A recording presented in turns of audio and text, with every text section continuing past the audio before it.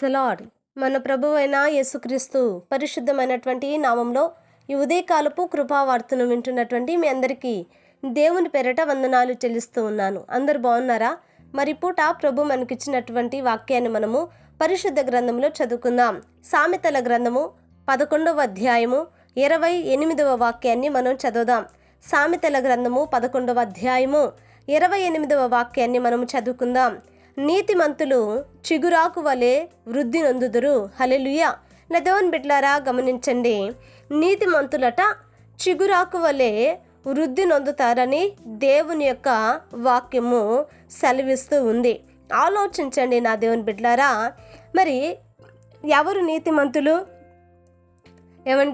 ఎవరు నీతిమంతులుగా ఉంటే వారు మాత్రమే చక్కని చిగురాకు వలె చిగురించగలిగిన వాళ్ళు ఎవరండి నీతిమంతులు అని అంటే, నా దేవుని బిడ్డలారా, సత్క్రియలు చేసిన వాళ్ళు కాదు, లేకపోతే ఈ లోకంలో పేదవాళ్ళకి లేకపోతే బట్టలు ఇయటము, దండం ఇయటము, సహాయం చేయటము ఇవి కాదు. కానీ నా దేవుని బిడ్డలారా, నీతిమంతులు అంటే యేసు రక్తము చేత కడగబడినటువంటి వారండి.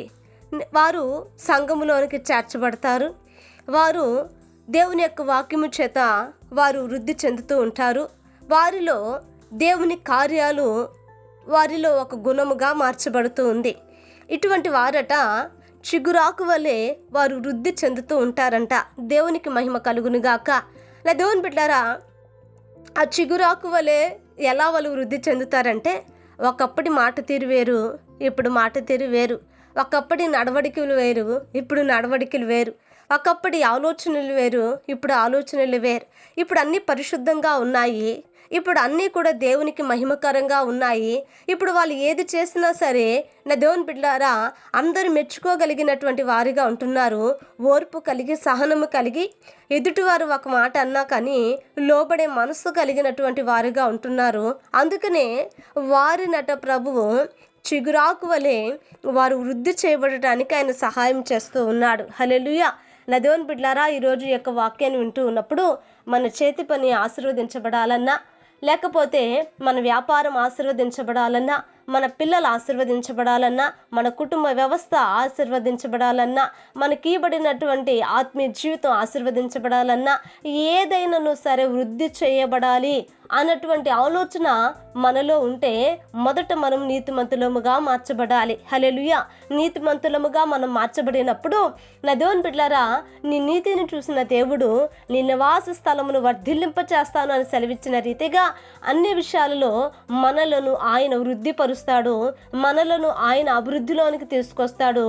మన సాక్ష్యమును దేవుడు పరిమళ వాసనగా మారుస్తాడు. కనుక ఈరోజు నీ యొక్క వాక్యాన్ని వింటున్నటువంటి నా దేవుని బిడ్డలారా, చూడండి, మన యొక్క వృద్ధి ఇతరులకు ఆశీర్వాదకరంగా ఉండాలి. మన యొక్క వృద్ధి ఇతరులకు మాదిరికరంగా ఉండాలి. మన యొక్క వృద్ధి మన సంఘానికి, మనం వెళుతున్నటువంటి మందిరానికి, మన సేవకులకు ప్రయోజనకరముగా ఉండాలి. కనుక ఆ రీతిగా ప్రభు మనల్ని ఆశీర్వదించులాగున ఒక చిన్న ప్రార్థన చేద్దామండి. మహాపరిశుద్ధుడైన మా తండ్రి, కృపగలిగిన దేవానికి వందనాలయ్యా.